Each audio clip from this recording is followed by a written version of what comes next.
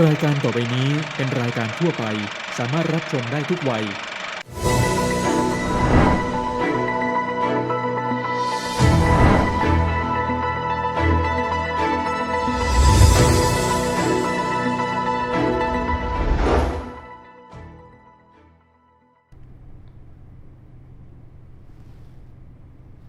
สวัสดีครับสวัสดีท่านครับที่กำลังเปิดรับชมช่องบ้านทีวีนะครับเช่นเคยนะครับ 11 นาฬิกาตรงเป็นต้นไปทุกวันจันทร์ถึงวันศุกร์นะครับขอต้อนรับเข้าสู่รายการรู้กฎหมายสไตล์บ้านๆและก็เช่นเคยนะครับมีผมภาคภูมิบุรณถาวรครับรับหน้าที่ในการดำเนินรายการทุกวันครับเราเจอกันรายการสดและก็วันนี้รายการสดเช่นเคยนะครับเช้าวันจันทร์ที่18 พฤศจิกายน 2562 ครับ 1 ชั่วโมงต่อจากนี้ไปนะครับใครอยากเติมเต็มความรู้เกี่ยวกับกฎหมายใครถูกเอารัดเอาเปรียบใครไม่มีที่พึ่งคุณดูรายการนี้ครับเพราะว่าเราจัดรายการนี้ขึ้นมาเพื่อให้ท่านผู้ชมได้มีความรู้เกี่ยวกับเรื่องกฎหมายถูกเอาเปรียบเรื่องอะไรครับที่ดินมรดกหรือโดนเอาเปรียบทุกเรื่องครับคุณดูรายการนี้คุณถามเข้ามาครับช่องทางในการรับชมรายการนี้ครับหลากหลายช่องทางดังต่อไปนี้ท่านผู้ชมครับช่องทางแรกครับกล่อง PSI ครับช่อง73และก็ช่อง117นี่คือจานดำ PSI นะครับถัดมาครับใครติด Big 4ครับช่อง72ทั้ง4กล่องเลยนะครับท่านผู้ชมส่วนใครติดจานส้ม IPM ครับช่อง126แล้วก็ช่อง210นะครับ2ช่องนี้ดูได้ผ่านจานส้มส่วนใครที่เล่น Facebook อยู่แนะนำนิดหนึ่งนะครับให้เข้าไปที่เพจของบ้านทีวีนะครับ BAAN แล้วก็เว้นวรรค BAAN แล้วก็เว้นวรรคทีวีนะครับช่องทางนี้ดีอย่างไรครับ 1. ให้คุณกดติดตามหรือว่ากด follow up นะครับเมื่อคุณกดติดตามหรือกด follow แล้วเวลามีข่าวสารที่น่าสนใจมันจะเด้งผ่านหน้าเพจ Facebook ของคุณเวลามีรายการสดแบบรายการรู้กฎหมายสไตล์บ้านๆมันก็จะเด้งขึ้นมาแบบนี้และช่วงที่มันเด้งขึ้นมาและมีรายการสดแบบวันนี้ครับวันจันทร์ที่18แบบเนี้ยท่านผู้ชมก็สามารถเนี่ยเข้าไปที่บ้านทีวีแบบนี้แล้วก็อยากรู้อะไรอยากถามอะไรทนายหรือ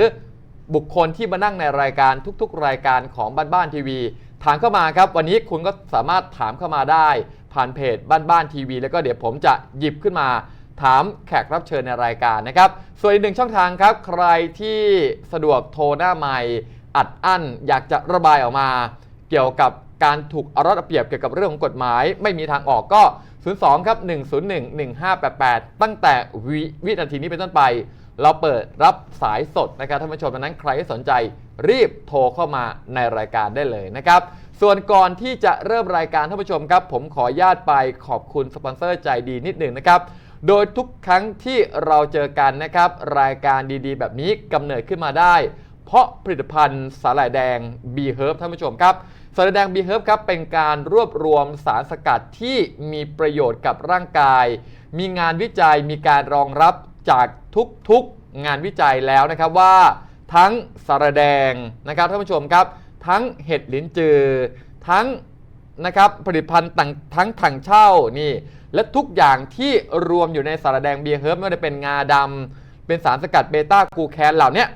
มันล้วนจำเป็นกับร่างกายเมื่อรับประทานให้ถูกหลักเมื่อรับประทานให้พอดีกับสิ่งที่ร่างกายต้องการครับ 1. ใครที่ร่างกายปกติอยู่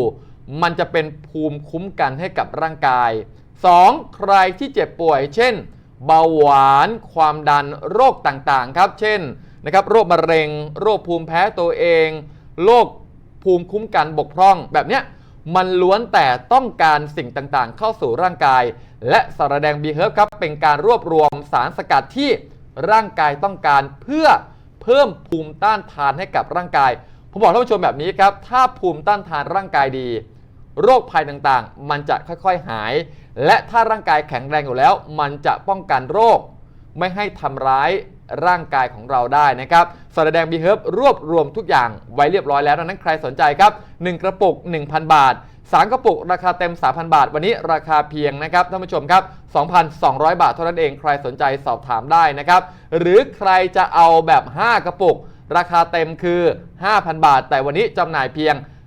3,500 บาทและบอกท่านผู้ชมนิดนึงครับแบบ3กระปุกและแบบ5กระปุกเราแถมกระปุกเล็กฟรี1กระปุกและแบบ5กระปุกนะครับเราแถมในส่วนของชา ST Go อีก1กล่องเอาไปทดลองรับประทานนะครับ 1 กระปุก 3 กระปุกหรือ 5 กระปุกสอบถามตามเบอร์โทรศัพท์ด้านล่างจอครับ 0615878999 แล้วก็อีก1หมายเลขครับ 0615706888 สารแดง B-Herb ให้ดูแลสุขภาพของท่านผู้ชมได้เลยนะครับรีบโทรสอบถามครับมีจำนวนจำกัดส่วนวันนี้ครับวันจันทร์รายการสดแบบนี้นะครับเราจะอยู่กับผู้กำกับการสอบสวนครับกองบังคับการนะครับในส่วนของตำรวจทางหลวงนะครับท่านพันตำรวจเอกสัพพลกองทุ่งมูลตอนนี้ท่านนั่งอยู่กับผมในรายการตรงนี้เรียบร้อยแล้วสวัสดีครับสวัสดีครับนี่นะครับวันนี้เจอกันวันจันทร์หลายเรื่องเลยเราจะมาคุยกันไม่ว่าจะเป็นเรื่องลิขสิทธิ์ต่อเนื่องกันเลยแต่เรื่องอื่นที่ท่านผู้ชมอยากจะได้ความรู้จากประสบการณ์ตรงนะครับในฐานะที่ดำรงตำแหน่งทำงานราชการมาหลาย10 ปีถ่ายทอดโดยตรงแบบนี้นะครับช่วงรอสายช่วงรอข้อความผ่านเพจ Facebook ของเรานะครับวันนี้ท่านพันตำรวจเอกสัมพลนะครับท่านจะมาคุยหนึ่งเรื่องคือช่วงปีใหม่ช่วงปีใหม่เราเพิ่มเติมความรู้กันนิดนึงคือช่วงปีใหม่คือ1เป็นเทศกาลที่หลายคนลางานหลายคนหยุดเพื่อจะเดินทางกลับบ้านแล้วก็บางเส้นบางถนนบางคนก็ไม่รู้ว่าเส้นไหนควรใช้เส้นไหนไม่ควรใช้เพราะบางเส้นมีรถบรรทุกบางเส้นมีการขนส่งบางเส้นก็คือต้องยอมรับว่าการขนส่งก็ยังใช้อยู่ตลอด365 วันดังนั้นช่วงหลักปีใหม่วิธีการเดินทางในแต่ละเส้นทางมีทริคมีเคล็ดลับอะไรเรียนเชิญเล่าเป็นทริคเคล็ดลับให้ท่านผู้ชมและผมได้รับทราบนะครับเรียนเชิญท่านสมพลเลยครับสำหรับเรื่องการเดินทางช่วงปีใหม่เนี่ยทางของกองการตำรวจทางหลวงเราเนี่ยก็มีแผนแล้วก็มีข้อเสนอขึ้นไปยังผู้ใหญ่นะที่จะออกข้อกำหนดหรือประกาศของเจ้าพนักงานจราจรโดยเฉพาะเรื่องรถบรรทุกกับเรื่องการใช้ช่องทางพิเศษตรงนี้เพราะว่าปริมาณรถมันเยอะพี่น้องประชาชนเดินทางออกไปจากจังหวัดอื่นเยอะนะจากกรุงเทพเนี่ยฉะนั้นต้องมีมาตรการหน่อยเพราะว่าเพื่อไม่ให้รถเนี่ยมันสะสมเยอะหรือติดเยอะเพราะรถมันเยอะจริงๆฉะนั้นเราก็ต้องมีมาตรการออกมาคือเรื่องแรกเนี่ยเราจะมีข้อกำหนดประกาศห้ามรถบรรทุกตั้งแต่10 ล้อขึ้นไปวิ่งใน3เส้นทางครับก็คือหมายเลข 1นะทางหลวงแผ่นดินหมายเลข 1ช่วงอำเภอเมืองนครสวรรค์ประมาณ15 กิโลเมตรห้ามรถบรรทุกวิ่งเลยครับตั้งแต่10 ล้อขึ้นไปตั้งแต่10 ล้อขึ้นไปนะครับช่วงวันที่เท่าไหร่ช่วงเวลาเดี๋ยวจะประกาศอีกครั้งหนึ่งตอนนี้ยังเสนอเป็นให้ผู้ข้าบัญชาระดับสูงเนี่ยลงนามอนุมัติครับแล้วก็อีกเส้นทางหนึ่งก็คือมิตรภาพครับมิตรภาพในช่วงแก่งคอยสระบุรีจนถึงอำเภอสูงเนินจังหวัดนครราชสีมาครับแล้วก็ช่วงสายที่3ก็คือทางหลวงแผ่นดินหมายเลข117ช่วงจังหวัดนครสวรรค์ก็ประมาณ7 กิโลเมตรอันนี้ไม่เยอะเท่าไหร่นะครับฉะนั้นทางฝากถึงทางพี่น้องใช้ผู้ประกอบการรถบรรทุกเป็นช่วงเวลาสั้นๆนิดเดียวครับก็เพื่อประโยชน์ของคนส่วนรวมถามเป็นความรู้ครับทุกปีครับหน้าเทศกาลทั้งเทศกาลสงกรานต์หรือเทศกาลปีใหม่ที่อีกไม่กี่วันข้างหน้าเดือนกว่าๆเท่านั้นเองก็จะถึงละเดือนกับอีกประมาณ12 วันถามนิดนึงครับ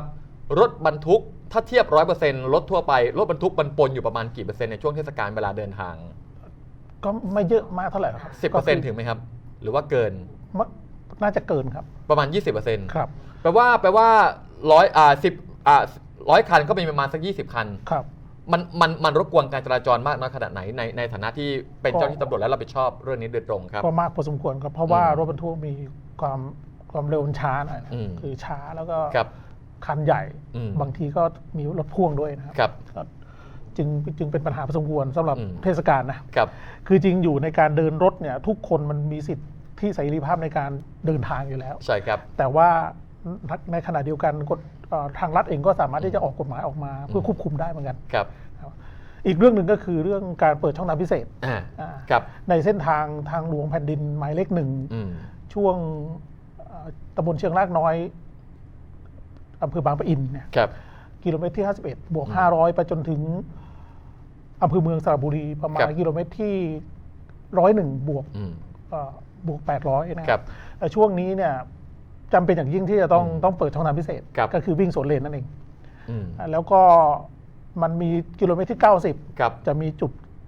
สะพานกลับรถมีการก่อสร้างสะพานกลับรถก็ตรงเนี้ยทั้งไปทั้งกลับนะจะเปิดแล้วก็มีถนนหมายเลข2มิตรภาพหลายช่วงด้วยกันหมายเลข304ช่วงกบินบุรีนะไปปักธงชัยแล้วก็หมายเลข32ช่วงสิงห์บุรีอ่างทอง แล้วก็หมายเลข1ช่วงนครสวรรค์ ครับ ไปถึงหมายเลข4เนี่ยเพชรเกษมก็วังมะนาวไปเขาย้อย แล้วก็3 4 8ช่วงอรัญญประเทศไปบุรีรัมย์ ครับ มันก็มีหลายช่วงนะ คือจะเปิด ช่วง ช่องทางพิเศษ ครับ ประมาณกี่เลนนะครับโดย ก็ ปกติทุก ใน ปี ในกรณีวิ่งสวนเลนจะ ครับ เปิดช่องเดียวครับ อืม ก็อย่างน้อยก็แบ่งเบาภาระรถที่เป็นขาขึ้น นะครับ ในช่วงกลับ อืม ส่วนช่วงไปช่วงกลับนี้ก็จะเปิดอีก ก็ไปอีกฝั่งหนึ่ง ฝั่งหนึ่งครับ ครับ แต่ช่วงขากลับเนี่ยจะเปิดเยอะมาก อืม แต่เส้นทางที่ผมกล่าวมาทั้งหมด ครับ ครับ เดี๋ยวก็รอประกาศอีกที ครับ ช่วงใกล้ๆปีใหม่ ครับเพราะว่า ครับ เรื่องนี้มันกระทบต่อคนเดินทาง อืม ฉะนั้นการออกประกาศเนี่ยพบตรในฐานะผู้เจ้าพนักงานจราจรทั่วราชอาณาจักรเนี่ยก็จะเป็นคนลงนาม เพราะว่าประกาศให้ควบคุมทั้งประเทศ อืม ก็จะมีการออกอาศัยอำนาจตามพระราชบัญญัติจราจร ครับ ทางบก อืม มาตรา 139 เนี่ย ครับ ให้อำนาจหัวหน้าเจ้าพนักงานจราจรในการออกประกาศ อืม ซึ่งก็อาศัยรัฐธรรมนูญนะครับ ครับ มาตรา 26 มาตรา อืม 38 ซึ่งมาตรา 26 เองการจะออกกฎหมายไปบังคับบุคคลใดโดยเฉพาะไม่ได้ต้อง ครับ ออกโดยบังคับเป็นการทั่วไป อืม ส่วนมาตรา 38 เนี่ยคนมันมีอิสระเสรีภาพในการเดินทาง ครับ แต่ว่าเหนือสิ่งใดก็จะมีกฎหมายบอกว่าให้ออกกฎหมายมาได้ อืม จำกัดเสรีภาพได้เหมือนกัน ครับนะครับคือท่านผู้ชมคือต้องบอกท่านผู้ชมก่อนนะครับว่าในรายการรู้กฎหมายสไตล์บ้านๆนะครับเราจะมีทั้งทีมทนาย แล้วก็อย่างวันนี้ท่านผู้ชมครับเราก็ได้รับเกียรตินะครับจากท่านผู้กำกับการนะครับสอบสวนกองบังคับการนะครับกรมตำรวจทางหลวงแปลว่าท่านรับผิดชอบเรื่องของการจราจรโดยตรง แล้วก็ประสบการณ์หลาย10 ปีนะครับที่อยู่ในวงการเนี้ยก็มาพูดคุยกันดังนั้นใครจะเดินทางช่วงปีใหม่ ใครจะเดินทางช่วงเทศกาลอยากจะขอความรู้ท่านผู้ชมเป็นโอกาสพิเศษนะท่านผู้ชมลองโทรเข้ามาสอบถามได้ว่าจะเดินเส้นทางเนี้ยมันจะมีอะไรที่เป็นกำหนดหรือมีทริคเคล็ดลับอะไรยังไงบ้างโทรเข้ามาได้เลยนะครับ 021011588 แล้วก็ท่านก็นะครับเพิ่มเติมเกี่ยวกับเรื่องของกฎหมายเข้ามาด้วยดังนั้นท่านผู้ชมท่านไหนที่อยากจะเติมเต็มความรู้เกี่ยวกับเรื่องกฎหมาย ก็สอบถามเข้ามาผ่านเบอร์โทรศัพท์ก็ได้ หรือเพจ Facebook บ้านทีวีก็ได้นะครับเพราะว่าวันนี้เป็นโอกาสดีของท่านผู้ชมที่จะได้ความรู้ทั้งเรื่องของการจราจร ครับ แล้วก็เรื่องของกฎหมายด้วยเดี๋ยวก่อนจะคุยเรื่องของกฎหมายกันอีกนิดนึงหน่อย แล้วถ้าสมมติว่าช่วงเทศกาลอย่างปีนี้ครับเทศกาลปีใหม่อีกประมาณเดือนกว่าๆที่กำลังจะเกิดขึ้น เส้นทางหลักเส้นทางรองถ้ามีเคล็ดลับอะไรแนะนำหรือเปล่าว่าควรจะใช้เส้นไหนอ่ะอีสานยังไงเหนือยังไงใต้ไปยังไงมีเคล็ดลับมีอะไรหรือเปล่านะครับ คืออย่างอีสานเนี่ยแต่ก่อนเราบอกว่าถ้าไปพหลโยธินมิตรภาพเนี่ยอาจจะติด ใช่ครับ ให้เลี่ยงไปใช้ อ่า 304 กับบินบุรี ค ปั รั ก บ ธงชัย อืม แต่ทีนี้ก็ติดเหมือนกัน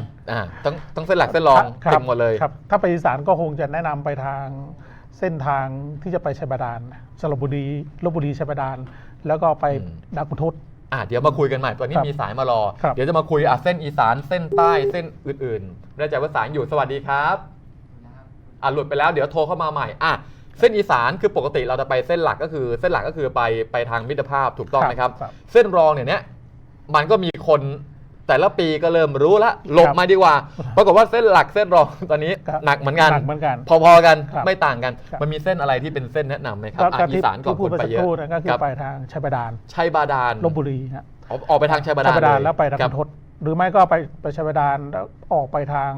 ลมสักก็ได้ แล้วก็ไปทางด่านซ้ายแล้วก็ได้ อืม แล้วก็ เส้นนี้เป็นเส้นที่ยังพอ อย่างพอไป ไปได้ ไปสะดวกหน่อย อืม แล้วก็อีกเส้นทางหนึ่งก็คือสระแก้วไปบุรีรัมย์หรือ สระแก้วไปบุรีรัมย์ ครับหรืออารันไปนางรองบุรีรัมย์ประมาณเนี้ยครับ อ่า เส้นทางนี้น่าจะไม่ติดมากเท่าไหร่ ยังพอได้อยู่ ครับ ถ้าไปใต้อะครับใต้มันยากนิดนึงก็คือต้องผ่านประจวบผ่านเพชรบุรีมันมีทางเลี่ยงอะไรยังไงบ้างครั ใต้เนี่ย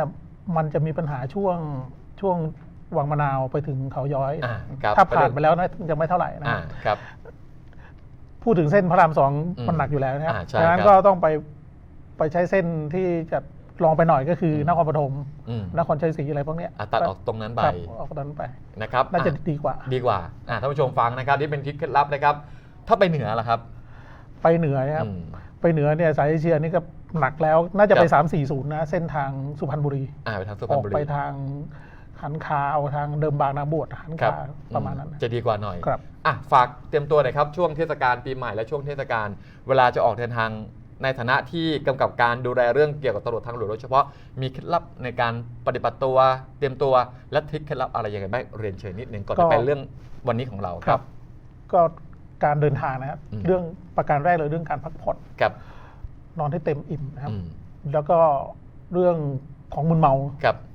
อย่าไปรับประทานถ้าจะขับรถนะครับ ครับ เน้นที่2 อย่าง อืม 2 อย่างเน้นให้ได้ ครับ นะครับ เพราะว่าถ้าเกิดเราง่วงอันตรายเหมือนกัน อืม แล้วถ้าเมาแล้วก็ยิ่งอันตราย ครับ แล้วก็มีความผิดด้วย อืม ถึงแม้จะไม่ชนก็ตามนะถ้า ครับ เจ้าพนักงานตำรวจเจอตรวจพบเนี่ย อืม ก็จะเป็นความผิด มีความผิดเหมือนกัน ครับ แม้คุณยังไม่ได้กระทำความผิดนั่นเอง ครับ แต่คุณตรวจวัดปริมาณแอลกอฮอล์แล้วมีก็ถือว่ามีความผิด จะเป็นความผิดตาม แล้วก็อีกหนึ่งอย่างคือรับผิดชอบสังคมคือพักผ่อนให้เพียงพอ ครับ ถ้า2 อย่างนี้คุณทำได้อย่างอื่น มันก็มีดีๆตามมาแน่นอน ครับ แต่ถ้า2 อย่างนี้คุณทำไม่ได้รับรองว่าอุบัติเหตุมันจะเกิดขึ้นได้ง่าย ครับ นะครับพักผ่อนให้เพียงพอแอลกอฮอล์ช่วงเทศกาล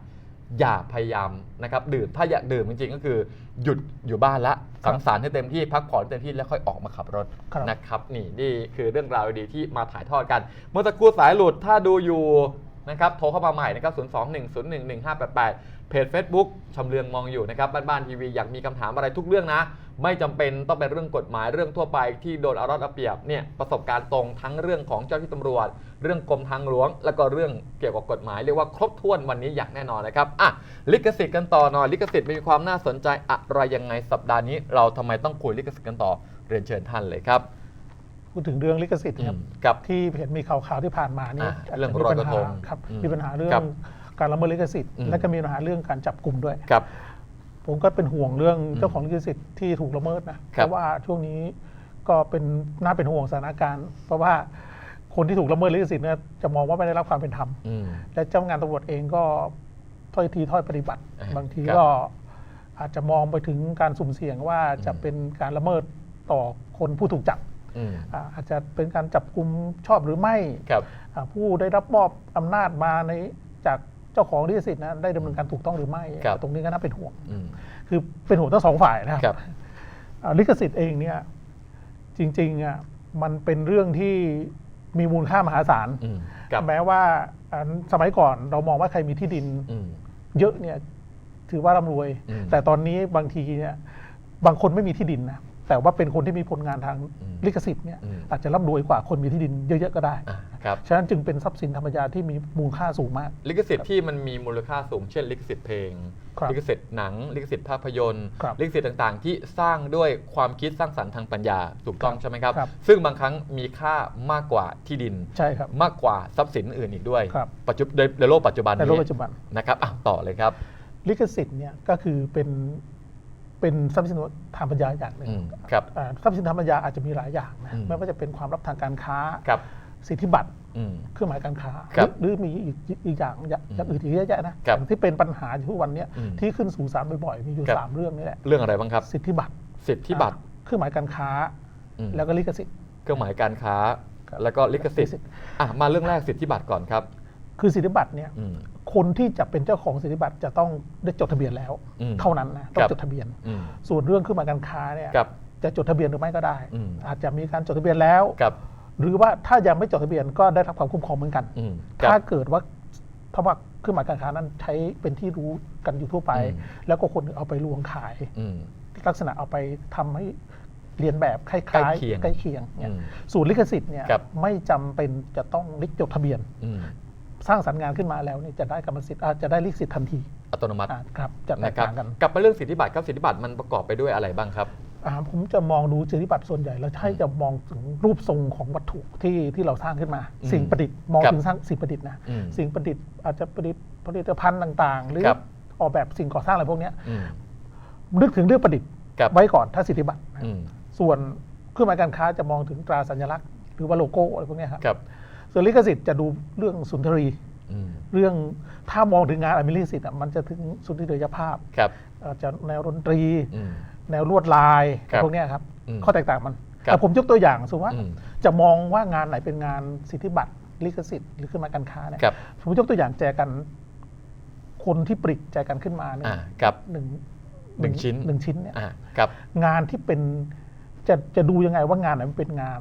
สิทธิบัตร อืม งานไหนเป็นงานเครื่องหมายการค้าง านไหน ไหนเป็น ลิขสิทธิ์ งานลิขสิทธิ์ครับ ครับ สมมติว่าแจกันใบเนี้ยรูปทรงของแจกันในการประดิษฐ์ขึ้นมา อืม นั่นรูปทรงของมัน กับ นั่นคือสิทธิบัตร อืม การออกแบบรูปทรงนะครับส่วนถ้าใส่ชื่อเขาลงไป ยี่ห้อลงไป กับเครื่องหมายการค้า ก็จะเป็นเครื่องหมายการค้า แล้วลิขสิทธิ์ล่ะครับ ลิขสิทธิ์ก็จะดูว่าอาจจะมีการเขียนวาดลวดลาย อืม มีรูปอาจจะเป็นรูป ดอกไม้ อ่า รูปคนอะไรเงี้ย ครับ ที่มีลวดลายสวยงาม อืม อันนั้นก็คือเป็นงานศิลปะประยุกต์หรือเป็นงานศิลปกรรม ซึ่งเป็นงานอภิเษกสิทธิ์ อืม ก็จะดูลักษณะอย่างนี้ครับ ครับ แยกกันว่าอะไรคืองานอะไร ก็คือเอามารวมแล้วก็อย่างที่บอกก็คือสิทธิบัตรเครื่องหมายแล้วก็ลิขสิทธิ์คือสามารถไปอยู่ในหมวดหมู่เดียวกัน ครับ แล้วเรื่องที่ชาวบ้านโดนบ่อยมากสุดก็คืออย่างเคสล่าสุดที่เราเห็นท่านผู้ชมเราเล่าเรื่องนี้มาหลายรอบแต่อยากให้ท่านผู้ชมได้นึกภาพตามก็คือเรื่องของลอยกระทง ครับ ลักษณะแบบเนี้ยชาวบ้านเจอบ่อยขนาดไหนอะไรที่ชาวบ้านเจอบ่อยมากถ้าตัดเคสลอยกระทงออก ชาวบ้านเจออะไรบ่อยมากในเรื่องของสิทธิบัตรเครื่องหมายการค้าหรือว่าลิขสิทธิ์ครับ ที่โดนนี่หมายถึงถูกจับหรือถูกระ จั เบิ บ ด อ่ะ ถูกจับ ถูกจับ ใช่ไหม แล้วก็ดำเนินคดี ก็ ขึ้นส่งขึ้นศาล ครับ แบบนี้ ส่วนใหญ่ก็จะเป็นเรื่องละเมิดลิขสิทธิ์เพลงที่เป็นรูปแบบของที่เป็นซีดีพวกเนี้ยครับ ซีดี ลักษณะว่าซื้อเทปมาแล้วก็อาจจะมาก๊อปปี้ ก็โดนเหรอครับ ก๊อปปี้แล้วก็ จำหน่ายต่อ ก็มาเสนอขายมาขายมาอะไรพวกเนี้ยมันก็เป็นความผิดเหมือนกัน พูดง่ายๆก็คือเทปผีซีดีเถื่อน ครับ ถ้าซื้อไปฟังที่บ้านผิดไหมครับ ไม่ผิดครับ ไม่ผิดแต่คือถ้าก๊อปปี้แล้วเพื่อการจำหน่ายผิด ครับ แบบนี้ผิด ก๊อปปี้ถ้าเกิดก๊อปปี้ลักษณะที่เยอะ อ่า ๆก็อาจจะทำให้เจ้าของลิขสิทธิ์เสียหายได้ ก็เป็นความผิดเหมือนกัน อืม แต่ถ้าเกิดก๊อปปี้มาแค่เอามาฟังในครัวเรือน ไม่ผิด ไม่ผิดครับ แต่ถ้ามาจำหน่ายผิด มาจำหน่าย ที่เราจะเห็นอันนี้ถามกันตรงๆภาษาชาวบ้านละเอียดในกรุงเทพมหานคร ครับ แถวตะวันนาแถวพันทิพย์แบบนี้ทำไมเห็นเทปผีซีดีเถื่อนเยอะแยะยังขายได้อยู่ อันนี้ถามเป็นความรู้เลยครับ ก็คือเรื่องพวกเนี้ย อืม ถ้าเจ้าของลิขสิทธิ์เขาไม่ดำเนินการเนี่ยตำรวจเองก็ทำอะไรไม่ได้อยู่แล้ว อ๋อ เพราะว่ามันเป็นความผิดอันยอมความได้ นี่ยอมความ เกินความได้ แล้วก็เจ้าของลิขสิทธิ์ก็ต้องมาแจ้งจับ ครับ ถูกต้องไหมครับ ครับ แต่คือดีเจ้าที่ตำรวจจะไปปฏิบัติเลยก็ไม่ได้ ครับ เช่นของ RS ก็ต้องแจ้งมา ครับ แกรมมี่ก็ต้องแจ้งมา ครับ Sony Music ก็ต้องแจ้งมา ครับ อย่างโทษนะครับอย่างลิขสิทธิ์ต่างประเทศ สมมติของ Universal มาแต่ไกลเลยไม่มีบริษัทแม่ในประเทศไทยแปลว่าก็ไม่มีใครแจ้งดำเนินคดี ก็ ถู ไม่ กต้อง มี ไหมครั ใค บ รครับ ไม่มีถ้าเขาจะไม่มอบอำนาจให้ใคร นี่คือช่องว่างที่มันเกิดขึ้น ครับคือแม้แต่เจ้าพนักงานตำรวจเองไป อืม เจอนะไป ครับ เจอว่าอันนี้มันปลอมของ อ่า ปลอมชัดเลยแล้วไม่ลิขสิทธิ์ชัดเลย ครั ก็ บ ปีมาระหว่างขายเนี่ย อืม คือเห็นแต่ว่าตำรวจไม่อาจจะรู้ได้หรอกว่าเขาได้รับอนุญาตหรือเปล่า อืม การเปิดเพลงการเปิดคาราโอเกะ กับ ตำรวจไม่สามารถรู้ได้ว่าเขาได้รับอนุญาตหรือเปล่า อย่างเช่นเข้าไปคาราโอเกะทำไมมีเพลง RS มีเพลงแกรมมี่แบบเนี้ย ครับ ก็แปลว่าเจ้าของลิขสิทธิ์ ถึง จะรู้เอง ถึงจะมีสิทธิ์ ถึงจะมีสิทธิ์ครับ เจ้าหน้าที่ตำรวจไม่มีสิทธิ์ในการจับกุม ครับถึงแม้จะเป็นความผิดซึ่งหน้าของตำรวจก็ตาม อืม โดยปกติความผิดซึ่งหน้าเนี่ยแม้ความผิดนั้นจะเป็นความผิดอาญาแผ่นดิน ครับ หรือความผิดยอมความได้ก็ตามเนี่ยตำรวจจับได้อยู่แล้ว แต่เรื่องลิขสิทธิ์เนี่ย อืม ตำรวจไม่อาจรู้ได้หรอกว่าอันเนี้ย ได้รับมอบหมายแล้วหรือยัง ใช่ครับ ได้รับสิทธิ์แล้วหรือยัง ครับ อันนี้ก็จะเป็นช่องว่างอยู่ ครับ แปลว่าเวลาการทำงานก็คือเป็นการประสานกันระหว่างเจ้าหน้าที่ตำรวจแล้วก็เจ้าของลิขสิทธิ์ ครับ ถูกต้องใช่ไหมครับ อย่างเคสลอยกระทง เดี๋ยวจะมาคุยกันลงลึกกันอีก ครับ มันก็มีการถกเถียงว่า เจ้าของลิขสิทธิ์ยังไม่ได้แจ้งจับเลย ถ้าแจ้งจับแล้วก็เป็นแค่ตัวแทน เจ้าหน้าที่ตำรวจมีสิทธิ์อะไรยังไงบ้าง คือถ้าเกิดยังไม่แจ้งเนี่ยยังไงก็ไม่รู้ตำรวจเองไม่รู้หรอกครับว่ามันละเมิดหรือเปล่า อย่างที่บอกไป เพราะว่า ครับ อาจจะได้รับอนุญาตก็ได้ ครับ เพราะว่ามันจะละเมิดไม่ละเมิดมันอยู่ที่ว่าได้รับอนุญาตหรือเปล่า อืม ตำรวจไม่รู้ครับ กับ ถ้าตราบใดที่เจ้าของลิขสิทธิ์หรือผู้ได้รับมอบอำนาจเนี่ยไม่แจ้ง กับ ครับ นี่อันนี้เดี๋ยวเบรกหน้าเรามาคุยกันแล้วก็เรื่องของลิขสิทธิ์ต่อเนื่องกันนะท่านผู้ชมแล้วก็อย่าลืมด้วยนะครับใครมีคำถามไม่จะเป็นต้องเรื่องลิขสิทธิ์นะครับเมื่อต้นเบรกนะครับท่านได้คุยเกี่ยวกับเรื่องของการจราจรนะครับเส้นทางต่างๆในช่วงของเทศกาลดังนั้นใครจะใช้ทางใช้ถนนใช้อะไรในช่วงเทศกาลจะไปไหนลองโทรเข้ามาสอบถามดูแล้วก็เรื่องของกฎหมายเรื่องอื่นไม่จำเป็นต้องเรื่องลิขสิทธิ์ครับสามารถโทรเข้ามาในรายการที่ 021011588 เดี๋ยวเบรกหน้าเรากลับมานั่งพูดคุยกันต่อเกี่ยวกับเรื่องลิขสิทธิ์แล้วก็เรื่องอื่นๆที่น่าสนใจเดี๋ยวตอนนี้พักชมโฆษณากันสักครู่ครับ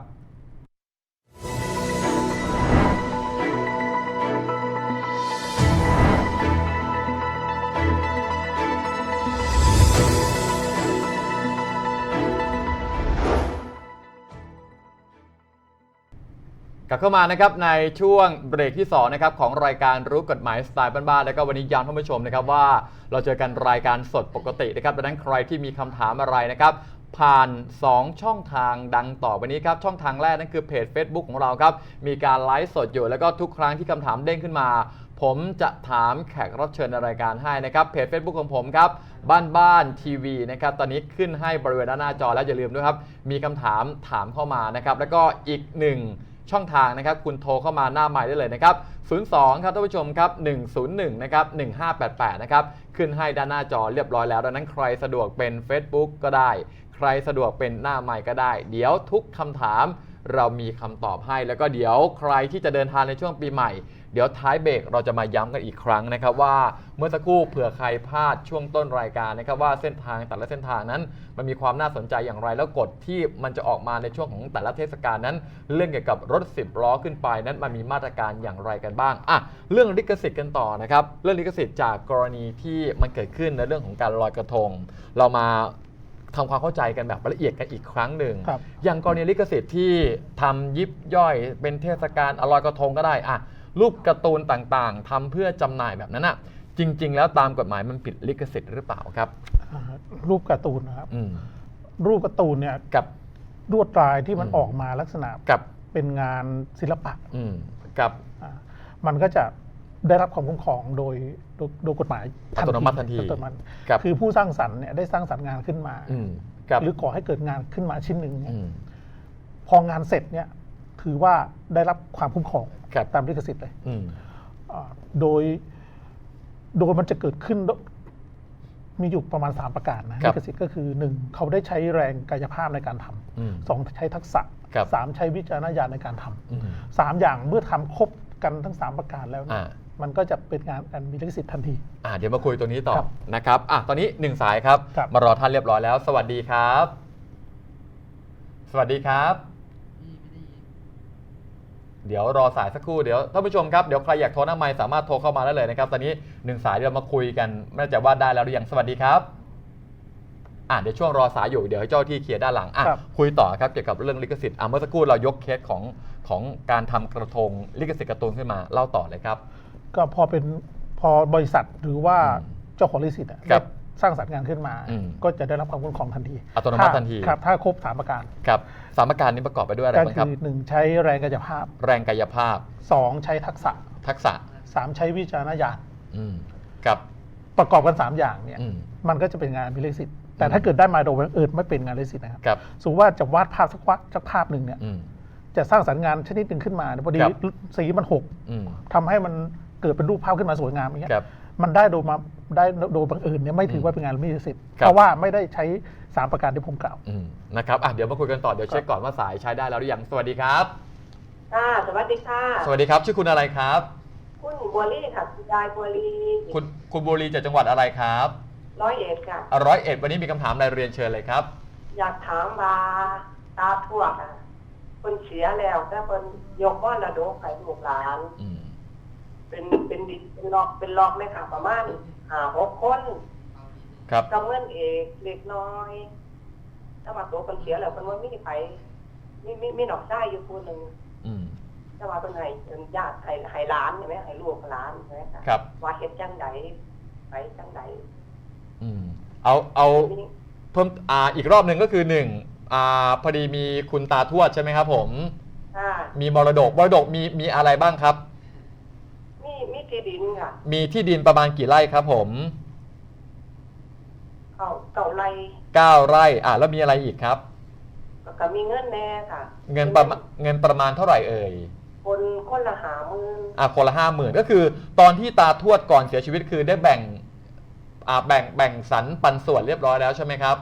เป็นแบ่งไว้แล้วแต่เป็นมาเสียก่อนแต่มาเสียระบุอยู่ว่าจะได้ที่ไหนกรรมเพิ่นถูกไหมค่ะครับมันเสร็จจังไดก่อนอีกทีหนึ่งก็คือพอแบ่งเรียบร้อยแ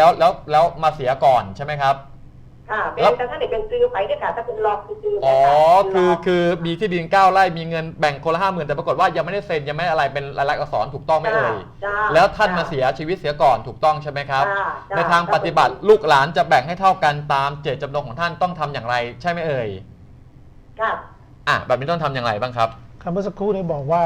มีการทำพินัยกรรมไว้ใช่ไหมครับครับถ้ามีการทำพินัยกรรมไว้เนี่ยพินัยกรรมทรัพย์มรดกก็จะตกแก่ผู้รับพินัยกรรมตามที่ผู้เจ้าของมรดกเจ้ามรดกเนี่ยได้เป็นคนได้ทำไว้นะแต่ยังไม่ได้เซ็นหรอครับใช่เหมือนทำไว้ใช่ไหมครับเหมือนทำไว้แล้วปรากฏว่ามันเป็นล็อกไห่ไหมคะล็อกถึงนี่ไล่ซื้อไห่ไหมคะแต่ยังไม่เซ็นเอกสารให้แหละครับแล้วมาเสียก่อน คือเหมือนจันสันแล้ว9 ไร่ให้คนนี้คนนี้คนนี้เงิน 50,000 คนนี้คนนี้ปรากฏว่า ค่ะ แล้วได้เขียนเป็นเอกสารไว้ไหมครับ ว่าค่ะเสียเป็นได้กำแพงแบบใหญ่เลยนะคะนี่ลูกหลานเลี้ยงลงมาเนี่ยค่ะ แต่ไม่ได้เซ็นเขียนทุกอย่างแต่ไม่ได้เซ็น ก็ต้องไปดูว่า ครับ เอกสารที่เจ้ามรดกเขียนเนี่ย อืม มันเป็นพินัยกรรมหรือเปล่า อืม ซึ่งพินัยกรรมมันก็จะมีก็จะเป็นแบบเขียนเองก็ได้ ครับ ถ้าไปดูก่อนครับ ถ้ามันเป็นพินัยกรรม อ่า คือมีการลงนามชื่อ ครับ เป็นพินัยกรรมก็บังคับตามนั้น อืม แต่ถ้าเกิดมันไม่เป็นพินัยกรรม ครับ คือทำไม่สมบูรณ์ เขียนไว้นู่นนั่นนี่ ก็ เฉย พินัยกรรมก็ไม่มีผลบังคับ พอไม่มีผลบังคับเนี่ยก็ต้องแบ่งปันมรดกตามหลักกฎหมายคือตกแก่ทายาทโดยธรรม ทายาทโดยธรรมซึ่งจะต้องได้รับมรดกเนี่ยก็จะมีกฎหมายว่าไว้ว่ามีกี่ลำดับ ครับ ก็ว่าไปตามนั้น ลูกโดยสืบสันดานถูกต้องไหมครั ครับ บ ลูกบุญธรรม ครับ พี่น้อง ว่าค่ะเปิดไม่ดอกได้อยู่คนนึงนะคะ ครับ มีน้องชายด้วย อ่า แล้วที่ดินอย่างที่ดิน9 ไร่เงินคนละ 50,000 แบบนี้คือทุกคนโอเคไหมครับ หรือว่ายังไงเอ่ย โอเคค่ะเพราะมีหยังแต่ว่าจะกระทำพังว่าคนสิไปจังไดย่ายก็บ่เข้าใจนะคะว่ามันสิยากกันบ่ไปจังไดยากแบบใดเป็นจังไดจังสิง่ายมากจริงๆ คือผมบอกว่าถ้าเกิด ครับ พินัยกรรมไม่มีผลบังคับนะครับ อืม ก็ให้ดำเนินการตามกฎหมายก็คือ ต้องไปแบ่งกันแล้วว่าถ้าเกิดมีการครอบครองเป็นสัดส่วน อืม ก็แบ่งตาม ค่ะ ที่มีการครอบครองเป็นสัดส่วน ครับ แต่ถ้าเกิดไม่มีการครอบครองเป็นสัดส่วน แต่ว่าเจ้ามรดกเจตนาจะให้ใครก็แบ่งตามนั้น แล้วทุกคนโอเคกับที่ให้ ครับ ก็น่าจะ ตามนั้น ไม่มีปัญหา เว้นแต่จะมีปัญหาที่จะนำ อืม คดีขึ้นไปสู่ศาล นะครับ ซึ่งถ้าขึ้นสู่ศาลก็จะแบ่งตามกฎหมาย ซึ่ง อ่า ใครจะมีสิทธิ์ได้รับบ้าง ก็จะมีเปอร์เซ็นต์ ครับ มีมาตราส่วนของแต่ละชั้น ครับ ลูกหลานพี่น้องอะไรแบบนี้ครับ คนที่มีสิทธิ์สมมุติว่าเจ้ามรดกถึงแก่ความตาย อืม ก็คนที่มีสิทธิ์คนแรกก็คือบุตรบุญผู้สืบสันดานฮะ ครับ ผู้สืบสันดานก็แล้วก็จะมีคู่สมรสถ้าไม่มีคู่สมรสก็เฉพาะผู้สืบสันดาน อืม และมีบิดามารดาหรือเปล่า ครับ เนี่ย3 กลุ่มเนี้ย บ่ค่ะ ถ้าไม่มีก็ อืม ก็ต้องไปดูว่าทายาทที่ยังมีชีวิตอยู่คือใครครับลำดับไหน น้องได้ ถ้าเป็นน้องชายแบบนี้ เป็นน้องชายก็ถ้ามีน้องชายคนเดียวนะครับมรดกก็ตกแก่น้องชาย อืมแล้วคนอื่นที่เขาแบ่งแล้วถามนิดนึงครับ คนอื่นๆที่แบ่งสรรปันส่วนมาแล้วเป็นใครครับ เป็นหลานเพิ่นค่ะ เป็นหลานแบบนี้ หลาน ทำไง ก็ ครับ ต้องไปดูว่า โดยสายเลือดหรือเป ค ล่าน ที่เป็นหลานเนี่ย อืม บิดาหรือมารดาของเขาเนี่ย อืม ซึ่งเป็นบุตรของคุณตาคนนี้เนี่ย ครับ ได้ถึงแก่ความตายก่อนคุณตาหรือเปล่า ถ้าถึงแก่ความตายก่อนคุณตาก็คือหลานก็มีสิทธิ์ที่รับมรดกแทนที่ อืม ในการสืบมรดกของคุณตาเนี่ย ครับ แต่ถ้าคุณตาเสียก่อนแบบนี้ครับ เสียก่อนก็ไม่มีสิทธิ์อะ ม ก็ต้องเป็นกรณีที่คุณพ่อของหลานเนี่ยหรือคุณ อ่า แม่ของหลานเนี่ย ครับ เสียก่อนคุณตา อืมนะครับ ถามคุณบัวคลี่ใช่ไหมครับผม ค่ะ ถามนิดนึงแล้วตอนนี้การแบ่งมรดกมีปัญหาอะไรกันไหมหรือว่าตอนนี้ยังไม่มีครับ ว่าท่านได้เดินเรียงหยังเลยนะคะ ยังไม่ทันได้เดินเรื่องอะไร แล้วทุกคนพอใจกับอัตราส่วนที่อยู่ในพินัยกรรมที่ยังไม่เซ็นหรือเปล่าครับ พ่อใจเหมือนทุกคนไหมค่ะ ถ้าพอใจหมดทุกคนแบบนี้ไม่มีปัญหาแบบนี้ สามารถยังไง ครับ ได้บ้างทางกฎหมาย ทุก ครับ ครับ ทุกอย่างมันอยู่ที่ความพอใจนะครับ อ่า เรื่องมรดกถ้าไม่ขึ้นสู่ศาลเนี่ย อ่า ถ้าเจ้า พี่น้อง มรด แบ่งกันได้ ว่ากันไว้ยังไงแล้วเนี่ย อ่า พี่น้องแบ่งกันได้เลย ไม่เอายังได้เลยครับ อ่า คือแล้วแต่ความสมัครใจ ถ้าทุกคนสมัครใจตามที่พี่บัวคลี่ได้บอกมาแปลว่าไม่มีปัญหาเลย ครับ ควรเอาใครไปเป็นคนกลางไหมครับ หรือไม่จำเป็นถ้าสมมติว่าสมัครใจกันหมด ไปผู้นึงไว้เยอะ ก็ไม่จำเป็นครับ หลานใต้ไว้เพิ่นอยู่ มีหลานชายที่เป็นคนกลางไว้อยู่ คนค่ะเพิ่นถือที่ในกรรมตัวนั้นแหละค่ะเพิ่นก็เปิดให้ฟังในมือนั่นล่ะ ทุกคนพอใจแปลว่าไม่ต้องขึ้นศาล ครับ ทุกอย่างจบ ทุกอย่างจบที่ความพอใจครับ นี่นะครับ อ๋อ การขึ้นศาลนี่เป็นช่องทางสุดท้ายแล้วกันครับ นะครับ ครับ ได้ อันนี้ถ้าทุกคนพอใจไม่มีปัญหาครับ ค่ะ ครับ ได้มีคำถามเพิ่มเติมไหมครับ บ่ค่ะ ได้ขอบพระคุณมากที่ติดตามรับชมนะครับ ขอบคุณค่ะ ได้ขอบพระคุณ ค่ะย่ายเปิดเห็นนี่ล่ะย่ายก็ได้แต่โชค ครับ ได้ยินดีเลยครับผม ค่ะ ได้ครับ สวัสดีครับ ครับ ขอบพ สวัสดี ระ ครับ คุณครับแบบนี้ถ้าแบ่งมรดกแล้วยังไม่มีการเซ็นเป็นกิจจลักษณะ แล้วปรากฏว่าพ่อแม่พี่น้องทุกคนหลานทุกคนพอใจแบบนี้ทุกอย่างจบ ครับ แต่ถ้าบิดนิดเดียวทุกคนมีคนหนึงไม่พอใจมาแปลว่าต้องขึ้นกระบวนการศาลแล้ว ใช่ครับ ถ้ามีปัญหากันเมื่อไหร่เนี่ยขึ้นสู่ศาลแล้วก็จะ แล้ว แบ่ง ยาว ตามกฎหมาย นะครับ แบ่งตามกฎหมายก็ผมบอกคุณใจบอกไปแล้วว่า ถ้าเกิดมีการทำพินัยกรรมต้องเป็นไปตามนั้น แต่ถ้ามีการทำพินัยกรรมแต่พินัยกรรมไม่มีผลบังคับกรณีอย่างนี้อาจจะไม่มีผลบังคับก็พินัยกรรมก็ใช้ไม่ได้ก็ไปว่ากันด้วยทายาทโดยธรรมก็แบ่งกันที่บอกว่าทายาทโดยธรรมมี6 ลำดับก็ลำดับที่1คือผู้สืบสันดานผู้สืบสันดานก็ประกอบไปด้วยบุตรชอบด้วยกฎหมายบุตรนอกกฎหมายที่บิดารับรองแล้วก็บุตรบุญธรรมแล้วก็ประการที่2ก็คือบิดามารดา3ก็พี่น้องร่วมบิดามารดาเดียวกัน4คือพี่น้องร่วมบิดาหรือร่วมมารดาเดียวกัน5ปู่ย่าตายาย6ลุงป้าน้าอาแล้วก็คู่สมรสที่ยังมีชีวิตอยู่ก็ถือว่าเป็นทายาทโดยธรรมเหมือนกันก็จะมีสิทธิ์ในมรดกเปรียบเสมือนตัวเป็นทายาทชั้นบุตรก็สรุปแล้วถ้าผู้เจ้ามรดกซึ่งผู้ที่เกิดก่อนตายเนี่ยมีคู่สมรสมีบุตรแล้วก็มีบิดามารดาสามกลุ่มเนี้ยบุตรหรือผู้สืบสันดานเนี่ยบิดามารดาแล้วก็คู่สมรสมีสิทธิ์เท่ากันแล้วที่เหลือเขาให้แบ่งสรรปันส่วนไปลองลงมาเรื่อยๆแต่ถ้ากรณีเหมือนคุณพี่โบคีก็สามารถทำตอนนั้นเลยถ้าสมมติว่าทุกคนยินยอมนะครับแต่ตราบใดที่ยังมีทายาทที่ยังมีลำดับสูงกว่ายังมีชีวิตอยู่เนี่ยเขาสามารถเรียกร้องได้ทายาทลำดับตัดไปจะถูกตัดเว้นแต่ผู้สืบสันดานจะไม่ตัดบิดามารดาเพราะว่ากฎหมายบอกว่ายังให้บิดามารดาอยู่ไม่ตัดนะครับแต่คู่สมรสจะเอาคนเดียวไม่ได้เพราะว่ามันต้องแบ่งสรรปันส่วนเว้นแต่ว่าไม่มีทายาทอื่นมีแต่คู่สมรสจะได้คนเดียวแต่ถ้าเกิดมีคู่สมรสแล้วก็มีทายาทที่ห่างออกไปคู่สมรสจะได้เยอะถ้ามีทายาทรับลูกบิดามารดาจะมีชีวิตอยู่คู่สมรสจะได้เสมือนตัวเป็นทายาทชั้นบุตรถ้าห่างไปเท่าไหร่นะคู่สมรสยิ่งได้เยอะครับนะครับท่านผู้ชมครับใครที่มีคำถามเหมือนพี่โบคีเมื่อสักครู่นี้โทรเข้ามาในรายการได้เลยนะครับหรือฝากข้อความนี่โทรเข้ามาที่ 021011588 เบอร์นี้เลยนะครับเหมือนพี่โบคีโทรเข้ามาเพิ่งเจอรายการแล้วก็ได้ความรู้ไปเต็มๆเลยนั้นใครที่อยากได้ความรู้แบบพี่โบคีก็ 021011588 สงสัยอะไรตรงไหนติดตรงไหนถามเข้ามาไม่ต้องเกรงใจแล้วก็อีก1ช่องทางครับบ้านๆทีวีเรามีการไลฟ์สดอยู่ฝากคำถามเข้ามาเดี๋ยวผมถามนะครับท่านออกอากาศให้ท่านผู้ชมเลยนะครับเมื่อสักครู่เราคุยกันเรื่องลิขสิทธิ์ค้างกันไว้อยู่ครับเอามาต่อเนื่องกันถามเพิ่มเติมครับอย่างกรณีที่เป็นข่าวมันมีคำว่าใกล้เคียงเช่นตุ๊กตาลายโดราเอมอนสมมุตินะครับเราทำเหมือนกันเลยแต่สีคนละสีแต่หน้าเหมือนกันแบบนี้คือเอาลายใกล้เคียงกันแบบนี้ทางลิขสิทธิ์สามารถเอาผิดได้หรือไม่ครับเป็นอย่างนี้นะครับก็คือลิขสิทธิ์จริงๆเขาจะจดทะเบียนหรือไม่ก็ได้ใช่ไหมเขาไม่จดทะเบียนก็คุ้มครองเขาจดทะเบียนก็คุ้มครองพองานที่เขาสร้างสรรค์ขึ้นมาลายการ์ตูนที่ว่าเนี่ยเป็นงานลิขสิทธิ์ถ้าคนอื่นมาทำเนี่ยถ้ามันทำจะเหมือนไม่เหมือนก็ตามถ้ามันเป็นลักษณะแบบเดียวของเขาเนี่ยมันก็เป็นการละเมิดลิขสิทธิ์เหมือนกันอย่างโดราเอมอนนั่นคือหน้ากลมมีหนวดตัวสีฟ้าทำสีอื่นเพื่อให้มันหลบลิขสิทธิ์ไปแบบนี้ก็อาจจะเป็นความผิดนะก็เป็นความผิดแต่ถ้าเกิดเขาทำเป็นตัวอื่นอย่างเงี้ยเจตนาเขาจะไปอย่างนั้นเนี่ยมันก็ไม่ผิดอย่างง่ายๆเลยเครื่องหมายการค้าที่เราเห็นบ่อยเหลือเกิน Nike พูดกันตรงๆขออนุญาตยกตัวอย่างแต่คนทำลิขสิทธิ์คล้ายๆเครื่องหมายถูกแต่เปลี่ยนเป็น Nike แบบนี้ยังไงได้บ้างครับตามหลักของเจ้าหน้าที่ตำรวจกับเจ้าของลิขสิทธิ์ครับเรื่องเครื่องหมายการค้าเนี่ยศาลฎีกาเองก็พิพากษาทำนองที่ตัดสินเป็นมาตรฐานนะครับหลากหลายนะบางทีก็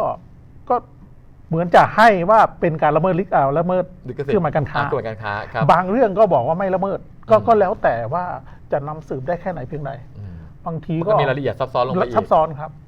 มันบางทีไม่สามารถที่จะระบุได้เลยว่าตรงนี้มันทำให้เป็นการละเมิดหรือเปล่าทำให้สาธารณชนสับสนหรือเปล่าพวกตั้งใจคิดว่าให้มันเป็นแบบนี้ว่ามันคือคล้ายๆ Nike เห็นอะไรแบบนี้ถามเป็นความรู้ต่อแล้วต้องทำปริมาณเท่าไหร่ต้องจำหน่ายอะไรยังไงถึงจะโดนเข้าข่ายกระทำความผิดเป็นความรู้ต่อคือถ้าเกิดทำเพื่อการค้าเนี่ยมันผิดอยู่แล้วครับชิ้น2ชิ้นก็ถือว่าเป็นความผิดเหมือนกรณีน้องอายุ15 ปีที่ทำครั้งล่าสุดมาจะกี่ชิ้นทำจำหน่ายแค่ตรงนี้ก็ถือว่าเป็นความผิดแล้วถ้าพูดกันตรงๆนะครับชิ้น2ชิ้นก็มีความผิดยิ่งมากชิ้นยิ่งจำนวนมากเท่าไหร่ความผิดแตกต่างกันไหมครับครับก็มันก็เป็นเรื่องของศาลที่จะไปพิจารณาว่าเวลาคดีขึ้นสู่ศาลเนี่ยถ้ามันเกิดความเสียหายแก่ผู้เจ้าของลิขสิทธิ์เยอะเนี่ยมันก็ความผิดก็จะน่าจะหนักกว่าแล้วก็ค่าปรับก็จะหนักกว่าประมาณนี้ก็คือเป็นพฤติการหนึ่งที่สามารถที่จะนำไปพิจารณาในชั้นพิจารณาของศาลครับในเรื่องของลิขสิทธิ์ครับในประเทศไทย มันมีการเอาผิดกันมากน้อยขนาดไหนและเป็นคดีที่ขึ้นศาลมากน้อยขนาดไหนเล่าให้ฟังหน่อยครับ ก็มากพอสมควรเพราะว่ามีศาลขึ้นมาโดยเฉพาะอะไรเรื่องนี้ เฉพาะเรื่องนี้เล ครั ย บศาลทรัพย์สินธรรมยา แปลว่าต้องเข้าข่ายว่าเยอะมาก ครับ ถูกต้องใช่ไหมครับ เพราะว่ามีการพิจารณาโดยเฉพาะเลย อืม ก็เยอะมาก ครับ เพราะมันหลากหลายทั้งเครื่องหมายการค้าด้วยลิขสิทธิ์ด้วย หรือว่าสิทธิบัตรด้วย ครับ มันก็เยอะนะครับ อืม ทั้งงานเพลงงานดนตรีกรรมงานภาพยนตร์ ครับ มันไม่ใช่เพราะเรื่องที่เราพูดถึงเรื่องรายการ์ตูนหรืออะไรแค่นี้นะครับ มันมีอีกเยอะ ก็มีอีกเยอะ มันมีรายละเอียดอีกเยอะ ครับ อย่างกรณีเอาง่ายๆ ปัจจุบันเนี้ยโลกของโซเชียลมีเดียมันเยอะเหลือเกิน มีการเอาภาพยนตร์ต่างๆ ลงไว้ในเว็บไซต์ ครับ แล้วก็สามารถเข้ามาดูแบบเนี้ยแบบนี้ก็ถือว่าเป็นความผิด ครับ เดี๋ยวข่าวล่าสุดที่เพิ่งปิดเว็บไซต์หนึ่งไป ครับก็เป็น Movie for You ครับ อันนี้พูดกันตรงๆ ปรากฏว่าแบบนี้ก็ถือว่าเป็นความผิดร้ายแรงเช่นเดียวกัน ครับ เจ้าของลิขสิทธิ์คือแจ้งจับ ครับ นะครับ อย่างเงี้ยงานภาพยนตร์อาจจะเป็นเรื่องมีมูลค่าเยอะ อืม เวลาขึ้นสู่ศาลเองเนี่ยบางทีศาลก็ต้องดูความเสียหายด้วยนะ อืม ถึงแม้โทษในการละเมิดลิขสิทธิ์มันโทษเท่ากันก็ตาม ครับ แต่ว่าความเสียหายเนี่ยศาลจะดูทั้งความเสียหายด้วยทางแพ่งด้วยทางอาญาด้วยนะ อืม โทษปรับอะไรเงี้ย นะครับ แล้วกรณีแบบไหนที่มันเจอในศาลเยอะมากที่ประชาชนควรจะ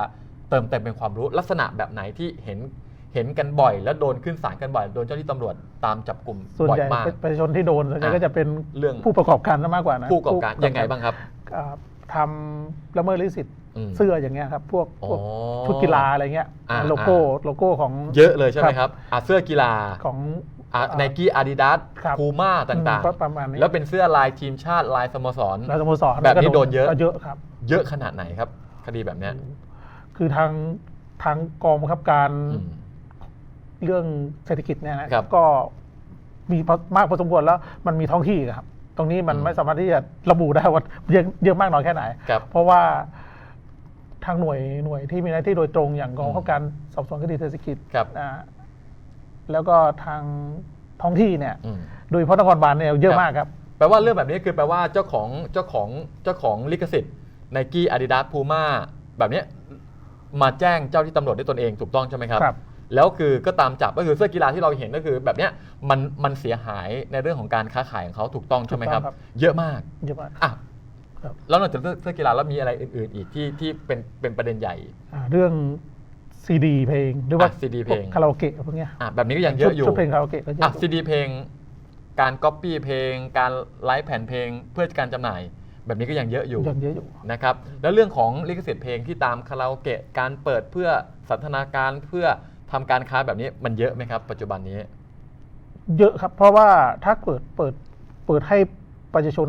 ชมหรือฟัง ครับ ถ้าเป็นกรณีที่ทำให้ประโยชน์ได้ประโยชน์กับตัวเอง ครับ อาจจะเปิดในร้านอาหารอย่างเงี้ย อย่างฟุตบอล ครับถ่ายทอดฟุตบอล แต่ทอดฟุตบอลเห็นชัดเลย เปิดให้ดู ลิข ให้ สิท ชม ธิ์ปีนี้ของ True Vision ใช่ครับ แล้วปรากฏว่าเราเอาคู่มีถ่ายทอดสดแมนยูลิเวอร์พูลแบบนี้ร้านลาบร้านหนึ่งโปรโมทให้มากินแล้วดูได้แบบนี้ ครับ ถ้าไม่ซื้อลิขสิทธิ์ไว้ไม่จ่ายลิขสิทธิ์ไว้แปลว่าแบบนี้มีความผิด มีความผิดครับ โทษยังไงบ้างครับแบบนี้ ก็ลักษณะเป็นการเปิดให้ประชาชนชมหรือฟัง อืม การถ่ายทอด ครับ การแพร่เสียงแพร่ภาพ อืม อันนี้เป็นการละเมิดถ้าเกิดไม่ได้ขออนุญาตเขานะฮะ ครับ โทษมันก็แบบเดียวกัน อืม โทษแบบเดียวกัน ถ้าเป็นการละเมิด อืม เพื่อการค้าโทษมันก็จะหนักขึ้นและมีโทษจำคุกด้วย ครับ ถ้าละเมิดธรรมดาก็มีโทษโทษปรับ กับ อืม ร้านค้า เดี๋ยว ที่กระทำความผิดแบบนี้มีเยอะไหมครับ ก็พอสมควร เยอะเลย เยอะมากครับ เยอะเลยนอกเหนือจากซีดีเพลงถ่ายทอดสดฟุตบอลเสื้อผ้ากีฬาแล้วมันมีอะไรที่เป็นกรณีศึกษาที่น่าสนใจที่ประชาชนควรรู้อีกครับ ที่เราอาจจะหลงลืมหรืออะไรอีกเล่าให้ฟังหน่อยค สิ่ รับ งที่น่าเป็นห่วงก็คือคนที่ไม่ได้กระทำผิดเนี่ย อืม แต่ถูกล่อซื้อเนี่ยมันต้องเป็นห่วงเหมือนกัน เยอะมาก ถูกล่อซื้ออย่างเช่นเป็นข่าวเนี่ย แต่ ครับ ข้อที่จริงผมไม่รู้ว่าจะมีการล่อซื้อมกับผู้กระทำผิดหรือไม่นะ ครับ แต่ถ้าเป็นการล่อซื้อกับคนที่ไม่ได้กระทำผิด อืม อันเนี้ยเป็นการก่อให้ผู้อื่นกระทำผิด ครับ ซึ่งจริงๆแล้วเขาไม่มีเจตนาที่จะกระทำผิด อืม อย่างเนี้ยไม่ถือว่าเป็นความผิด ถ้าเป็นการล่อซื้อ ถ้าเป็นการล่อซื้ออแต่ถ้าล่อซื้อกับคนที่กระทำผิดอยู่แล้ว อย่างเงี้ย อืม กระทำได้ นะครับท่านผู้ชมครับแบ่งเป็น2กรณีนะครับอย่างกรณีเป็นข่าวถ้าล่อซื้อเขายังไม่กระทำความผิด หรือแค่สุ่มเสี่ยงกระทำความผิดแบบนี้ผิดนะครับ เจ้าที่ล่อซื้อผิด ครับ แต่ถ้าเขาผิดอยู่แล้วล่อซื้อเพื่อจับเขาแบบนี้ได้ จับได้ ถูกต้องใช่ไหมครับ เช่นเดียวกับ อืม ยาเสพติด ถูกต้อง ค้า ครั ประเวณี อ่า ถ้ ธนบัตรปลอม ครับ สิ่งเหล่านี้ถ้าเกิดเขาไม่ได้ทำแต่เจ้าพนักงานเนี่ยไปหลอก สั่งออเดอร์ ใช่สั่งออเดอร์ให้เขาท ครับ ำเป็นการจูงใจให้เขาทำก่อให้เขาทำซึ่งจริงๆแล้วเขาไม่มีเจตนาที่จะทำ อย่างนี้ไม่ได้ ไม่ได้ แต่ถ้าเขาทำความผิดอยู่แล้วเราคือแบบแค่ต้องการ เป็นการแสวงหาเพื่อจับกลุ่มเขาอันเนี้ยได้ มันก็มีดีเทลหลายอย่าง ครับ สรุปเรื่องลิขสิทธิ์นะครับเวลามีจำกัดว่ามันมีประโยชน์กับทั้งประชาชนทั่วไปและเจ้าของลิขสิทธิ์อะไรยังไงบ้างกฎหมายลักษณะแบบนี้เรียนเชิญเลยครับ ประโยชน์กับประชาชนทั่วไปครับที่มีกฎหมายมาคุ้มครองก็ทำให้ผู้สร้างสรรค์งานเนี่ยหรือผู้ก่อให้เกิดงานหรือทำงานขึ้นมาสร้างสรรค์งานขึ้นมา แล้วก็เป็นงานมีลิขสิทธิ์ทำให้เขามีแรงใจกำลังใจที่จะไปทำงานเพื่อจะสร้างสรรค์งานผลงานเพลงอะไรพวกนี้ครับสร้างภาพยนตร์ออกมาเพื่อจะให้คนได้ชมถ้าเกิดกฎหมายไม่คุ้มครองหรือเจ้าของลิขสิทธิ์ผู้ประกอบการทั้งหลายก็จะไม่ทำงานพวกนี้เราก็จะไม่มีงานสุนทรียภาพมาชมมาฟังมาดูงานวรรณกรรมต่างๆก็ไม่มีใครที่จะอยากจะทำงานอะไรขึ้นมาสังคมก็ไม่ได้รับฟังเพลงที่เพราะอะไรเงี้ยเพราะไม่คุ้มครองไงในส่วนของประชาชนเองเนี่ยถ้าเกิดไปละเมิดลิขสิทธิ์ไปกระทำก็จะถูกดำเนินคดีแต่ถ้าเกิดเราปฏิบัติโดยถูกต้องไม่ละเมิดลิขสิทธิ์ไม่ซื้อเทปผีซีดีเดือดที่เขาว่ากันนะไม่สนับสนุนมันก็จะก่อให้เกิดงานพวกนี้แล้วเขาก็จะมีรายได้ในการทำงานต่อไปนะครับนี่ในมุมมองในส่วนของผู้ประกอบการนะผู้สร้างสรรค์งานนะครับส่วนเรื่องการจราจรอีกนิดนึงครับก่อนหมดเวลาอีกสัก1 นาทีสรุปให้ฟังหน่อยว่าช่วงปีใหม่ทริคเคล็ดลับหรือมาตรการต่างๆที่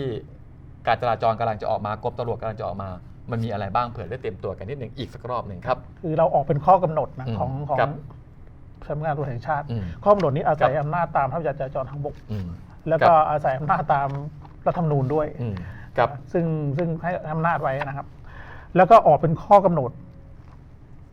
เนี่ยมีผลถึงประชาชนเราต้องนำไปลงประกาศในราชกิจจานุเบกษาถ้าออกโดยพบตรเนี่ยไปประกาศในราชกิจจานุเบกษาเพราะว่าเป็นข้อมูลข่าวสารของราชการที่จะต้องลงพิมพ์ในราชกิจจานุเบกษาถ้าหากไม่มีการลงพิมพ์เนี่ยมันจะใช้บังคับในทางที่เป็นโทษแก่บุคคลไม่ได้ฉะนั้นเราก็ถ้าเกิดออกช่วงใกล้ถึงปีใหม่นะครับมีการออกข้อกำหนดตรงนี้แล้วเราต้องนำไปลงในประกาศในราชกิจจานุเบกษาเพื่อบังคับต่อไปเพราะ